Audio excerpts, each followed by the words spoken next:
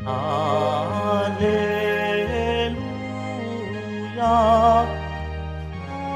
Alleluia, Alleluia,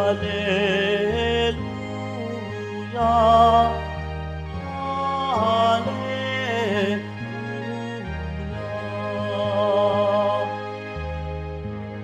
Nung dati mga propeta, ngayon na may anak niya, ang sugo ng Diyos na Ama. Alleluia,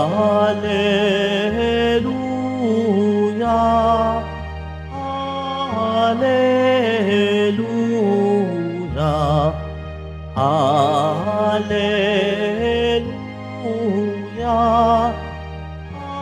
Alleluia.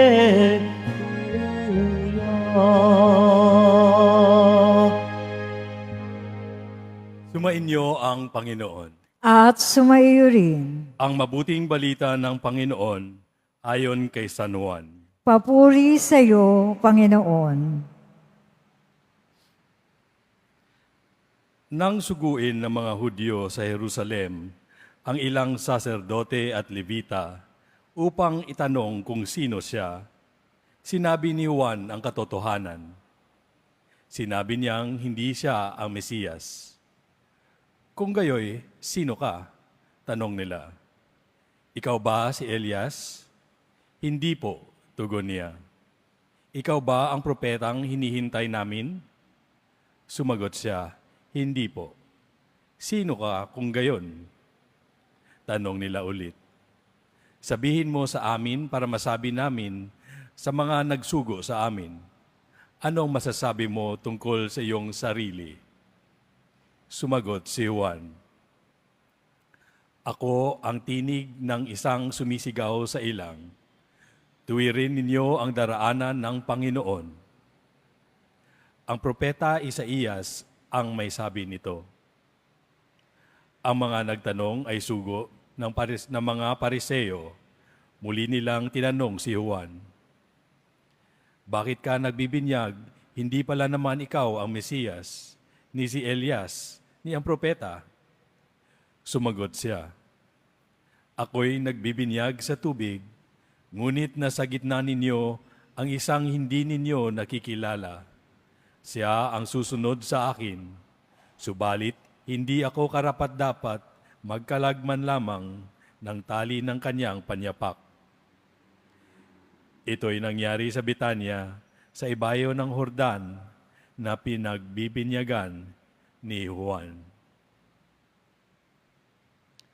Ang mabuting balita ng Panginoon. Pinupuri ka namin, Panginoong Hesukristo. Magsiupo muna ang lahat.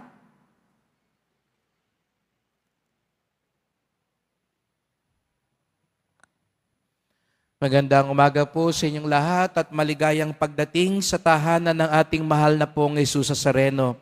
Pinagdarasal din natin ang mga nasa online, lalo na po mga may sakit, nag-aalaga sa may sakit at mga kababayan kadeboto natin mula sa iba't ibang panig ng bansa at daigdig na nais sumama sa banal na misa dito sa Quiapo, sa Basilica Minor at Pambansang Dambana ni Jesus Nazareno.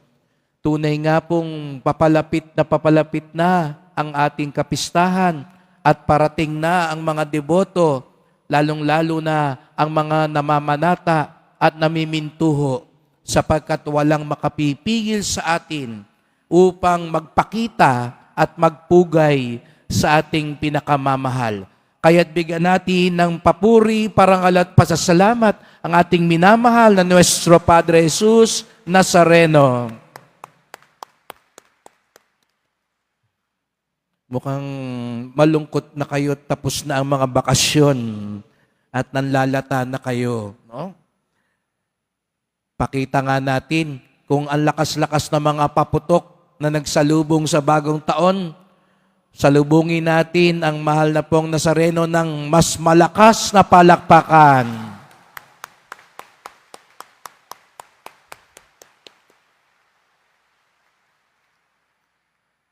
Ngayong araw ding ito ay pinagdiriwang natin ng kapistahan ni San Basilio at San Gregorio. Bihira lang po sa simbahan na pinagsasama ang mga santong magkaibigan. At si San Basilio at San Gregorio ay malapit na magkaibigan.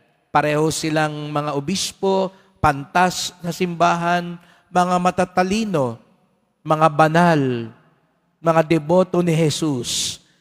Ngunit higit sa lahat, ipinakita nila ang kanilang pakikipagkaibigan ay daan para lalong mapalapit sa Diyos. At alam niyo po ba na ang magulang pareho ni San Basilio at ni San Gregorio ay mga santo at santa din?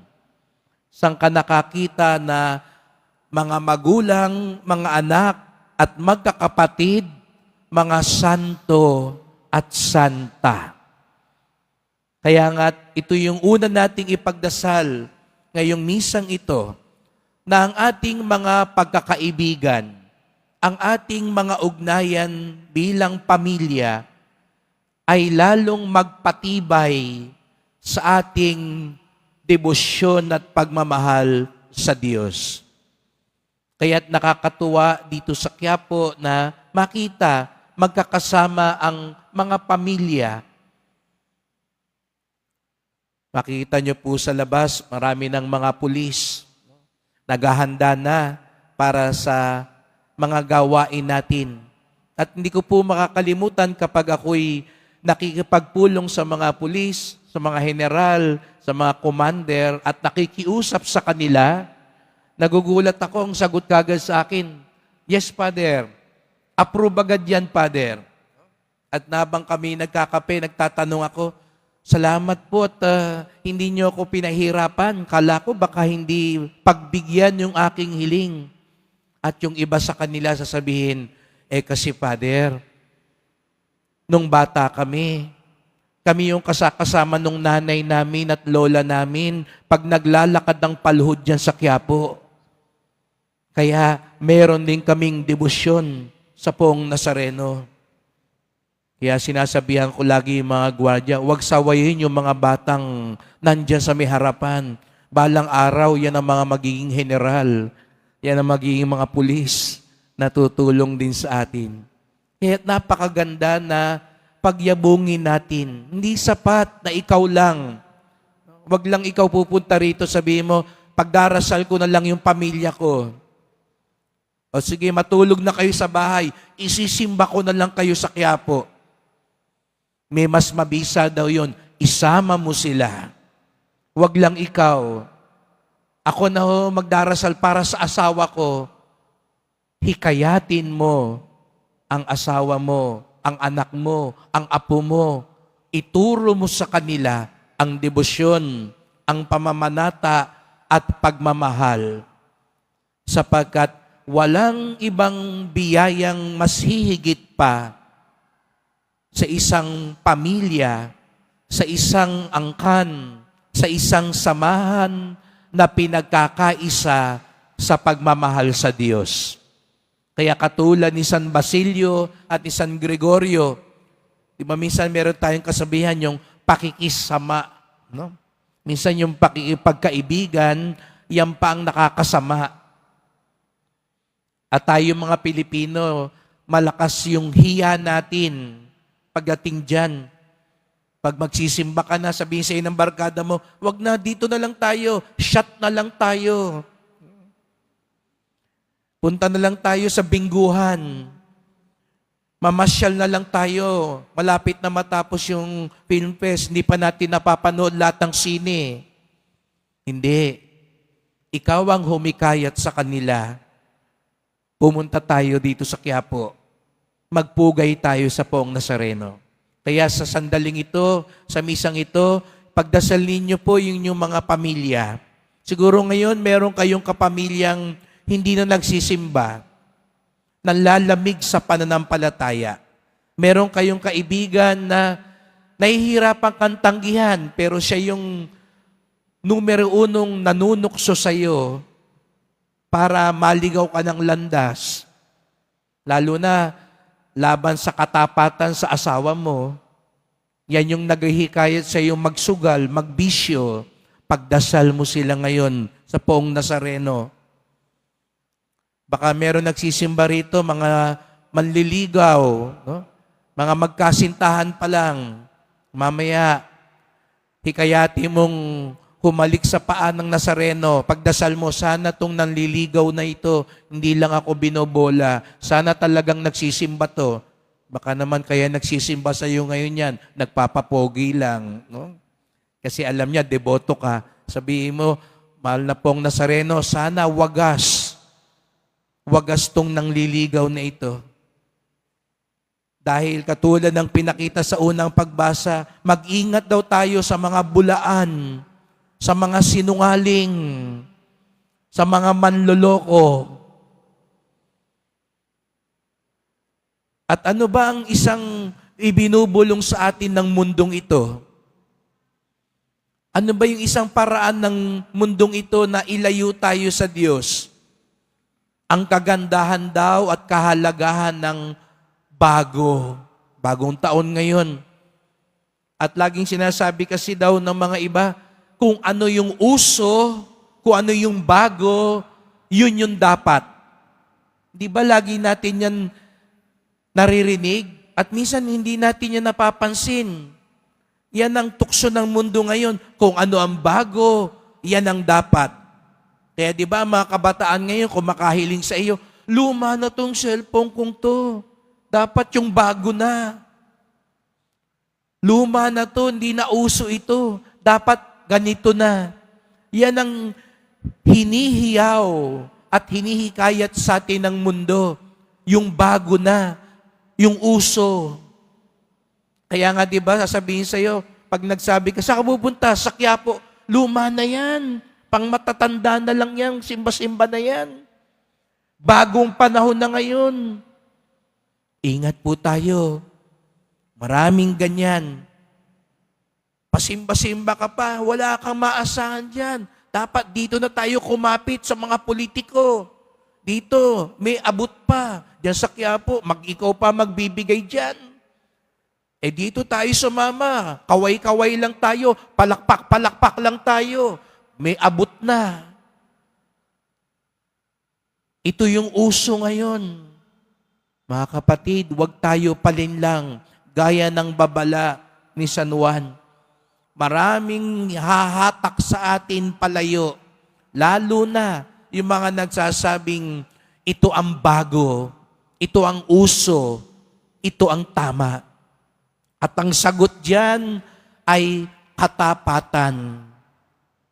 Kaya nga't narinig nyo sa pagbasa ding iyon, paulit-ulit din yung salitang manatili. Sa gitna ng mga pagbabago, manatili. At ang pananatili ay katapatan. Kaya nga sa Ebanghelyo, si San Juan Bautista, hinihikayat na ng mga tao, ikaw ba ang Kristo? Ikaw ba yung inaantay namin? Ikaw ba yung bago? Anong sabi ni San Juan Bautista? Hindi. Nanatili siyang tapat kung sino siya. Nanatili siyang tapat sa Diyos na nagsugo sa Kanya. Nanatili siyang tapat kay Jesus Nazareno na pinaghahandaan niya. At ito yung ipagdasal natin mga kapatid, manatili tayong tapat. Ngayong piyestang ito, ang tema natin, mas mabuti ang pagsunod kaysa paghahandog. Mas mabuti ang tapat. Tapat sa Diyos, tapat sa sarili, tapat sa asawa, tapat sa pamilya, tapat sa kabutihang itinanim sa atin ng Diyos. Ito ang tunay na deboto, tapat. Mamaya, hindi lang siguro daan-daan, baka abutin pa ng libong mga replika ng Nazareno ang masasaksihan natin. Mga Nazarenong iba't ibang hugis, iba't ibang laki. Makakakita kayo ng Nazarenong maliliit, makakakita kayo ng Nazarenong higante. Iba-ibang damit, iba-ibang itsura, galing sa iba't ibang mga lugar. Babasbasan ang mga replika, magpuprosesyon ang lahat ng mga may alagang Nazareno sa buong Pilipinas. Pero tandaan natin mga kapatid, at kung mga nandito ngayon na may dalang mga replika, ang tunay na replika ng Nazareno ay tayo. Ang pinakamagandang replika. Mamaya may magtatanong sa akin, Padre, ano bang pinakamaganda rito sa mga nagpoprosesyon? Ang pinakamagandang replika ng Nazareno ay ang tapat na deboto. Ang buhay na namamanata at nananatili kay Jesus Nazareno. Kayo po at ako yun. Tayo ang replika ng Nazareno sa pamilya natin. Tayo ang replika ng Nazareno sa barkada natin. Tayo ang replika ng Nazareno saan man tayo naroon. At yun ang pinakamainam na sagot sa mundo na naghahatak sa atin palayo sa Diyos. Sa mga taong napapalayo na sa Diyos kapag nakita nila sa atin ang katapatan, kabutihan, at pagmamahal ni Jesus Nazareno. Para mamaya, pag uwi mo, hindi mo na kailangang sabihin pa, galing ako sa Quiapo. Kasi makikita ng mga kasama mo sa bahay, uy, ang bait-bait niya ngayon. Nakangiti na siya ngayon. Mukha na siyang santo ngayon. Galing yang Quiapo. Nakalapit yan sa Nazareno. Nagdedebosyon yan. Sapagkat tayong lahat, buhay na replika, buhay na imahen ni Jesus Nazareno. Nawa, hindi lang ang taon na ito, kundi buong buhay, manatili tayong tapat, manatili tayong umaaninag sa kadakilaan ng poong Jesus Nazareno.